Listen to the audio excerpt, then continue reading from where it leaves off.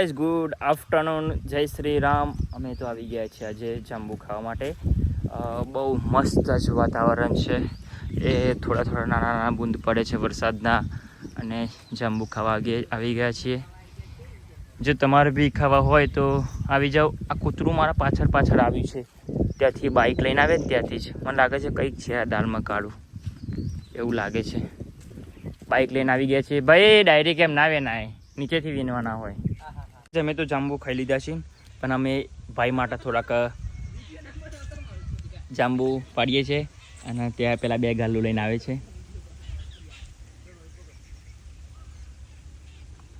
તો મેં ચાદરું છે, ચાદરું અમે નીચે પથરી દઈશું, અને પેલા બંને ઝાડ હલાવશે એટલે બધા જાંબુ નીચે આવી જશે. જો બહુ જાંબુ આવે છે. જો ખાલી આખું જાંબુ વાડી પર બધું વાવેલું જ છે. આપણે કંઈ દુઃખ ના પડવું જોઈએ. દાદાની એટલે મહેરબાની છે આપણે.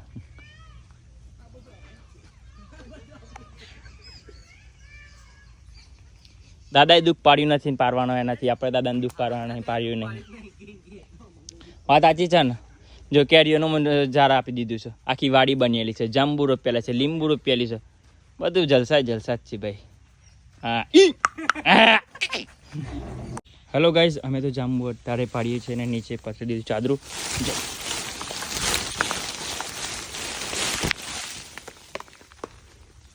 ઈશાનભાઈ આપણે જમ્બો પાડી છીએ. ખાવો હોય તો બધા આવી જાઓ, કોઈને ના સ નહીં. આ ગોમનો મજ્જારો જમ્બો છે, જીને ખાવો હોય જો.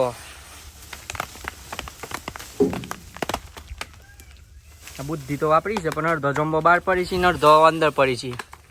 અને દાળો તોડી છે ઈશાનભાઈ.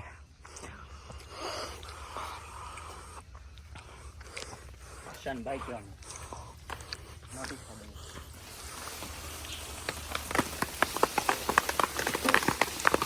બસ બસ ભાઈ બસ.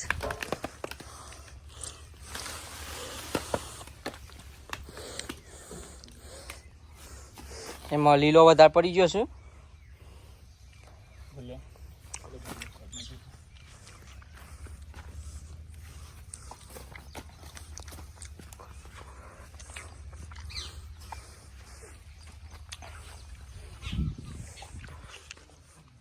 કોઈને ખાવો હોય તો આવી જાઓ, ટેન્શન લીધા વગર.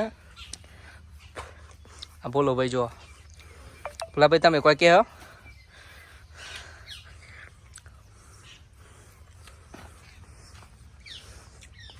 હલો ગાઈઝ, વરસાદ તો ચાલુ થઈ ગયો છે ને જાંબુ તો બધા મેં પાડી લીધા છે. જુઓ તમે, બહુ બધા જાંબુ પાડે છે. તો તમારે ખાવા તો આવી જાઓ, બહુ બધા છે. હજુ જો ખાવાની મજા આવે. એમ બી ખાવી શકીએ. વરસાદ બી ચાલુ છે.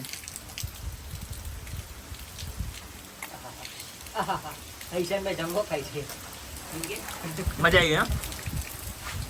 ખેતરમાં આવી ગયા છે, પણ ચાલુ થઈ ગયું છે વરસાદ. થોડી વારમાં જવું છે ઘરે.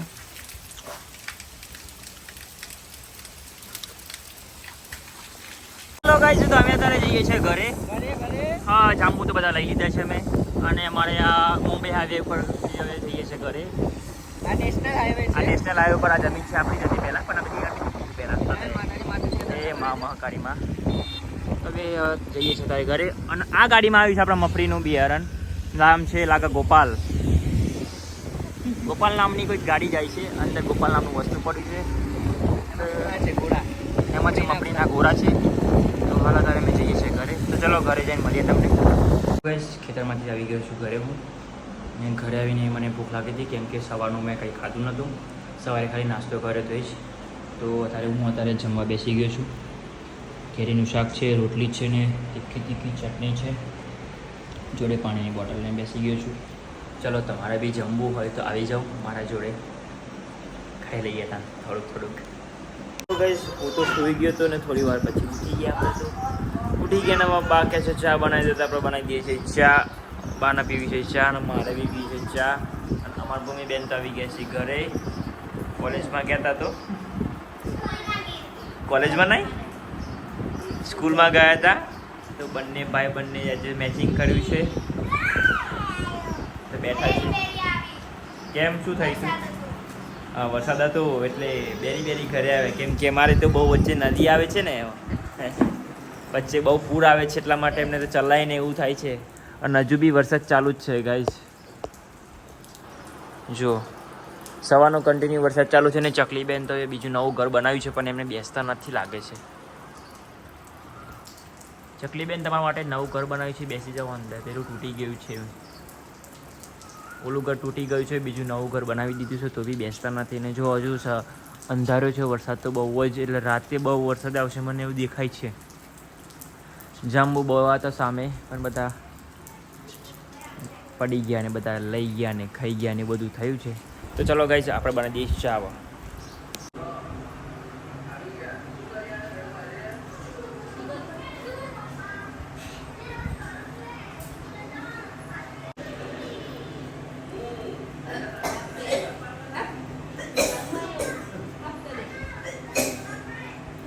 હું તો ગયો તો બહાર ને આવી ગયો છું ઘરે.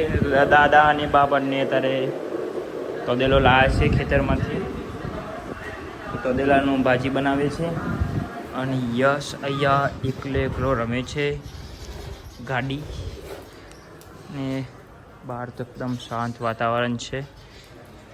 લીલોતરી બી આવી ગઈ છે, બધા વૃક્ષ લીલા થઈ ગયા છે. તો ચલો મળીએ. હલો ગાઈઝ, વાગી ગયા છે તો 9:40 થઈ ગઈ છે અને બધા તો ઘરે સૂઈ ગયા છે. મેં તો જમી લીધું છે કમ્પ્લીટ અને ચલો થોડોક વિડીયો ઉતારી લઈએ. વરસાદ તો બંધ થઈ ગયો છે અને બધા તો સૂઈ ગયા છે પણ મને તો ઊંઘ આવતી નથી એટલે હું તો ઊંઘવાનો છું 12 વાગે. પણ તમને કહી દઉં ગુડ નાઇટ. મળીશું આવતીકાલના વ્લોગમાં. ચલો બાય બાય, ગુડ નાઇટ.